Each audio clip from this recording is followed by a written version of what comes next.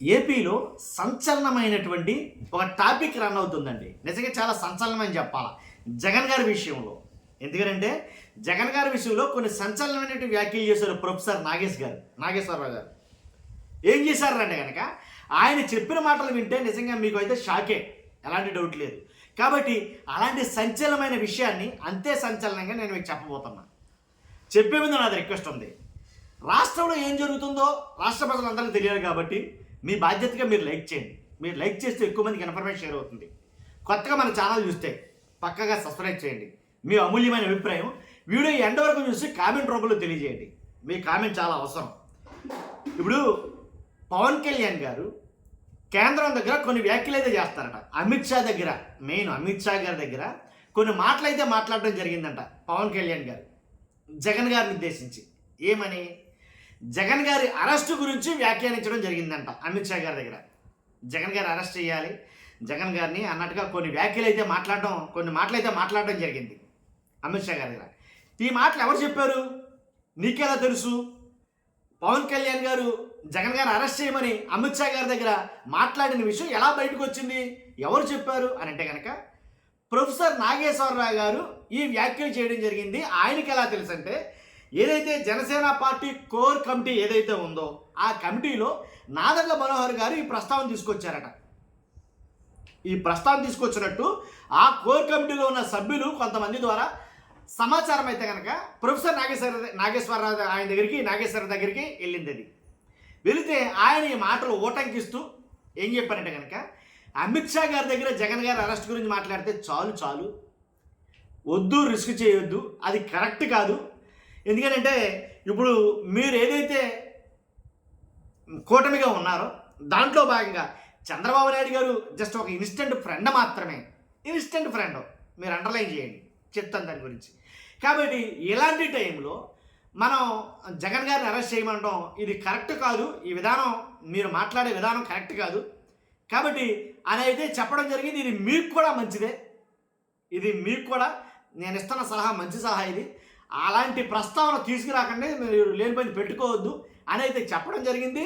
అలాగే పవన్ కళ్యాణ్ గారు కూడా కొన్ని మాటలు అయితే పలకడం జరిగింది. అలా మీరు ఉండొద్దు, అలా చేయొద్దు, మీరు ఇబ్బంది పడతారు అనేది చెప్పడం జరిగింది. ఈ మాటలు బయటకు వచ్చిన తర్వాత పిసికేసుకుంటున్నారు చాలామంది.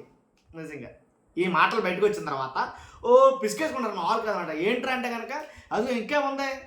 జగన్ గారికి బీజేపీకి మామూలు పొత్తు కాదు, అది భయంకరమైన పొత్తు. చాలా అండర్స్టాండింగ్తో ఉన్నారు వాళ్ళు.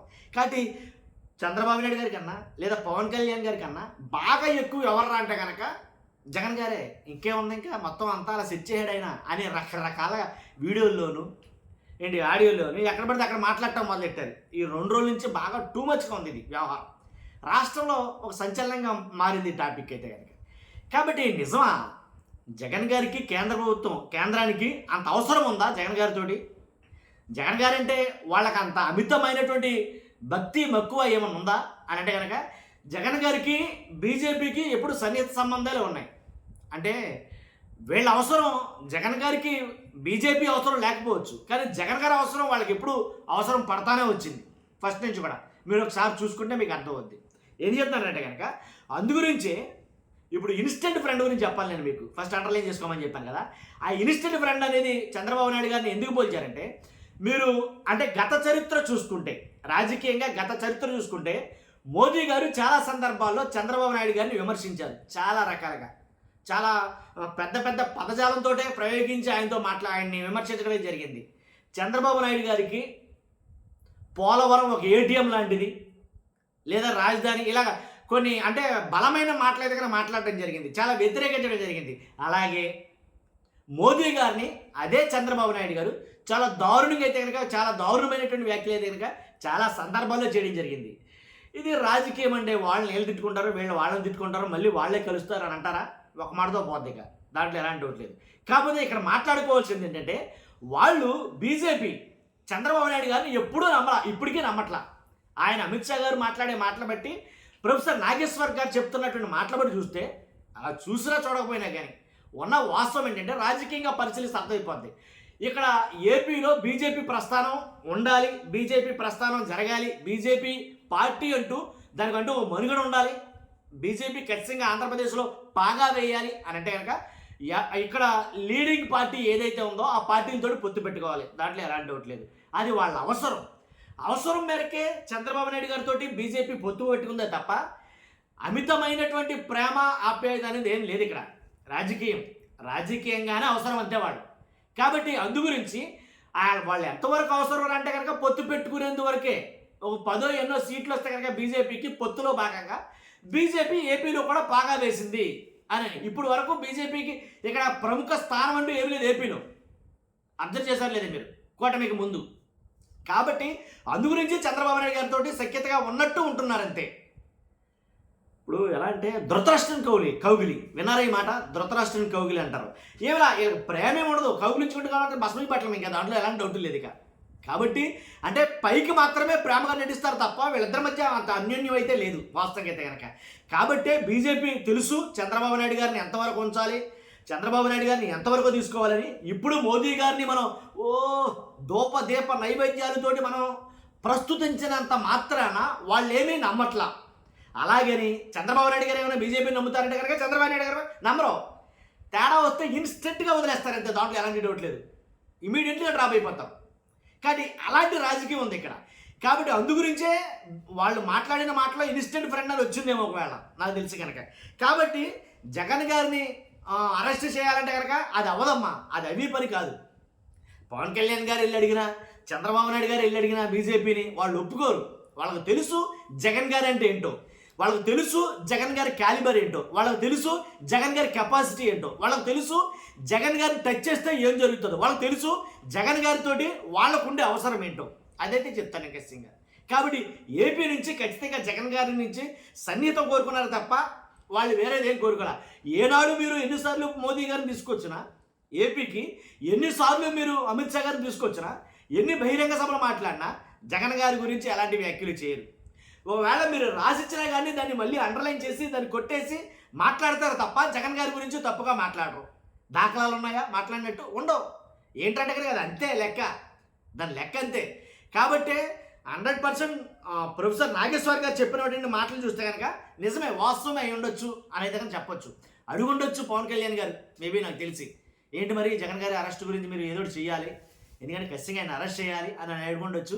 అసలు అడగాల్సింది మీరు కాదయ్యా బాబు, చంద్రబాబు నాయుడు గారు అడగాలి. ఈ మాట చంద్రబాబు నాయుడు గారు అడగాలి, మీరు కాదు అడుగుతూ అని అమిత్ షా గారు అడిగినా అడుగుండొచ్చు.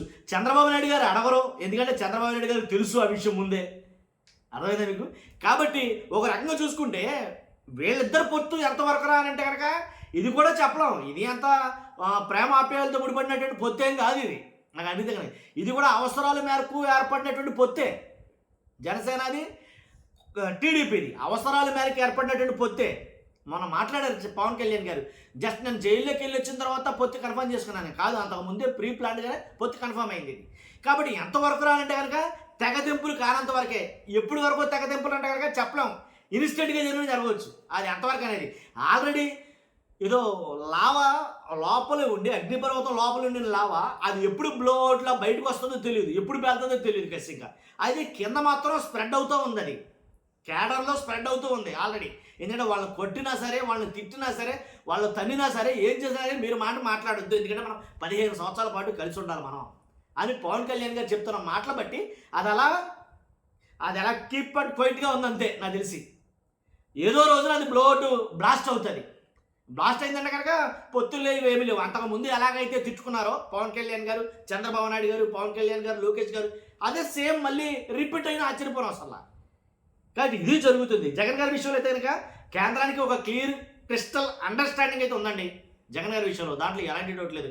కాబట్టి జగన్ గారి విషయంలో వాళ్ళు ఏం తొందరపడరు. ఒకవేళ అరెస్ట్ అంటూ జరిగితే కనుక నన్ను అడగండి, నేను చెప్తాను. ఒకవేళ జగన్ గారిని కనుక ఎలాంటి హీట్ ఆఫ్ ద మూమెంట్లో అరెస్ట్ చేస్తే కనుక ఖచ్చితంగా సీఎం అయితే కనుక సీట్లో కూర్చుంటాడు, దాంట్లో ఎలాంటి డౌట్ లేదు. రాసి పెట్టుకోవచ్చు మీరు. ఫస్ట్ అయితే కనుక లైక్ చేయండి, చాలామంది తెలియాల్సిన ఇన్ఫర్మేషన్. మీ అమూల్యమైన అభిప్రాయం ఏదైనా ఉంటే కనుక కాసేపు కామెంట్ రూపంలో తెలియజేయండి నేను చెప్పిన దాని మీద. కొత్తగా మన ఛానల్స్తో పక్కగా సబ్స్క్రైబ్ చేయండి. Thank you very much.